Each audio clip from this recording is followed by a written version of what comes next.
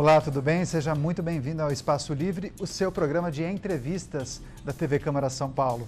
Mais uma vez eu lembro que você pode participar do programa, sugira um tema ou um entrevistado. Envie sua mensagem pelo WhatsApp, isso mesmo. Eu vou ler a sua mensagem no meu telefone, combinado? O número é o 11 98158 7431. Eu repito, 11 98158 7431. Anotado? Eu aguardo a sua mensagem. Bem, hoje no programa nós vamos falar e analisar o quanto e como as novas tecnologias têm contribuído para democratizar o acesso à informação. E vamos saber também o que se tornou fundamental para quem trabalha na área e para quem produz conteúdo. E para falar mais deste assunto, eu recebo o jornalista e doutorando em comunicação, Renato Rovai. Professor, seja bem-vindo, obrigado pela presença aqui no Espaço Livre. Tudo bem? Como é que estou à disposição de vocês aí para essa conversa? Legal, professor. Bem, não é de agora que ouvimos que as novas tecnologias possibilitariam a democratização do acesso à informação e também da produção de conteúdo. Mas na prática, é isso mesmo que a gente tem visto ou não? Eu acho que sim. Por qual razão? Na prática é isso mesmo que a gente tem visto. Hoje a gente tem o que o Castel chama de autocomunicação de massas, ou seja, cada pessoa que tem um dispositivo, um aparelho que permite fazer fotos, gravação de vídeos, ou seja, um smartphone, como popularmente a gente conhece, ela não está ali só recebendo uma ligação telefônica, ela não está só lendo o que as pessoas mandam pelo Facebook, ou pelo Twitter, ou pelo Instagram, vendo as fotos. Ela pode, no momento que ela está, por exemplo, encontra com uma manifestação, ou vê uma injustiça sendo realizada com um garoto por forças de segurança, ou se ela vê uma possibilidade de algum flagrante no dia a dia, ela pode gravar, ela pode fotografar.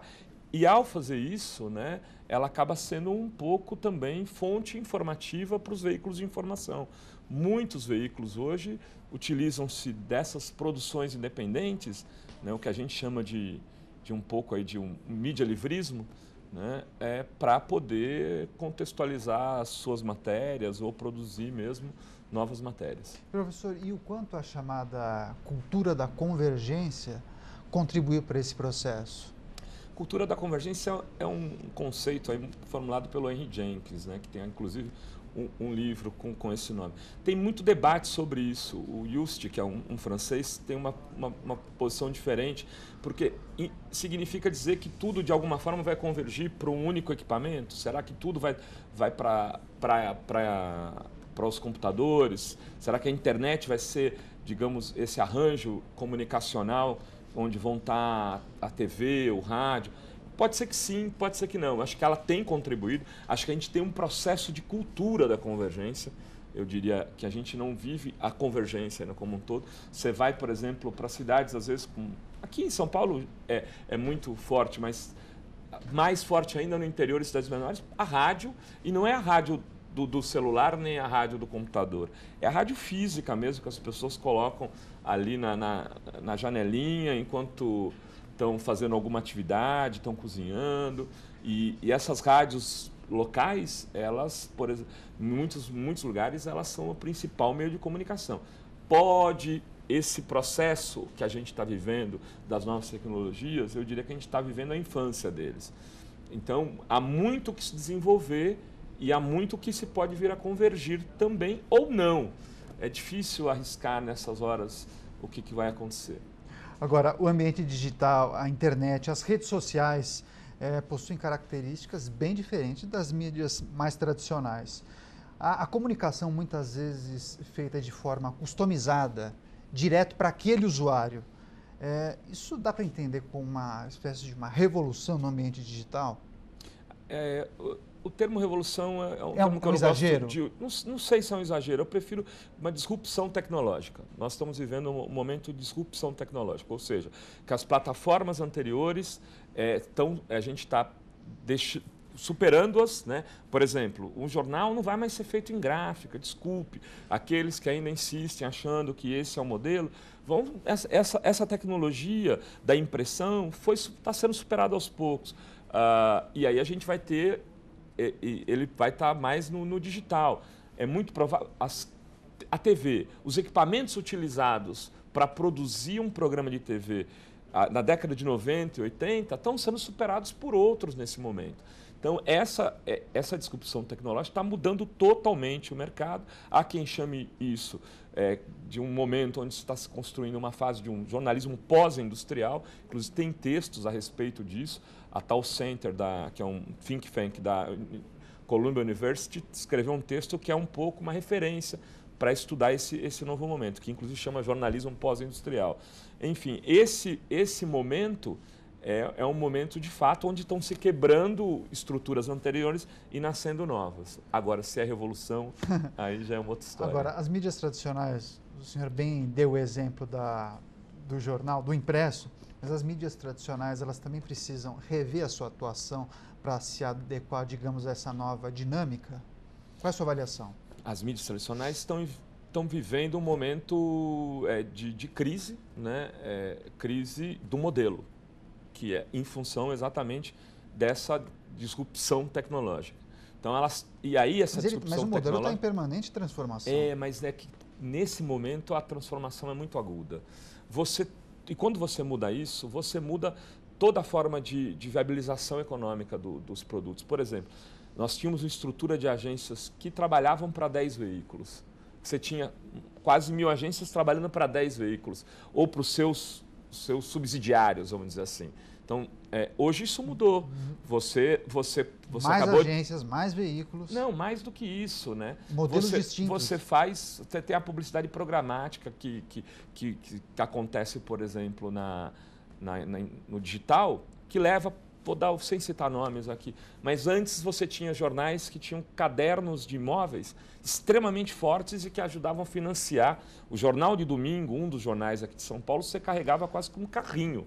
Né? E tinha jornais específicos, né? O Primeira Mão, nem sei se existe mais, enfim, falando... E agora, como que acontece? Essa publicidade toda, ela vai ser concentrada, vai para o digital. Eu quero vender um apartamento em Perdizes ou em Sapopemba, eu não vou anunciar para toda a cidade. Eu anuncio para aqueles que podem ter interesse naquele tipo de imóvel, ou na região daquilo. Então, isso muda e, evidentemente, que a mídia tradicional está passando por essa crise no financiamento, essa crise na forma de organizar, ir para uma nova plataforma, não significa que ela vai acabar. Significa que essas instituições têm marcas fortes, elas vão ter seu espaço no futuro do processo comunicacional, elas já estão garantindo esse espaço, algumas, inclusive, estão fortes aqui no Brasil e fora do Brasil, mas também elas, eu diria, se a gente for verificar proporcionalmente o que elas eram, o que elas vão ser, elas vão perder espaço proporcional também. Isso já está dado. Não só no Brasil, isso no mundo inteiro. Você não terá mais oligopólios que detêm 70% da comunicação, não da comunicação, mas do setor informativo dos certos locais. Vai ser distribuído, até porque você tem as plataformas de redes que são transnacionais, né, e que operam no mundo inteiro, como Facebook, Google, etc., e que vão ocupar algum espaço dessas mídias locais. Legal, estou conversando com o Renato Rovai, ele é professor da Casper Libero e também doutorando em comunicação. Professor, hoje em dia se produz muito mais conteúdo em mais plataformas, em diferentes formatos.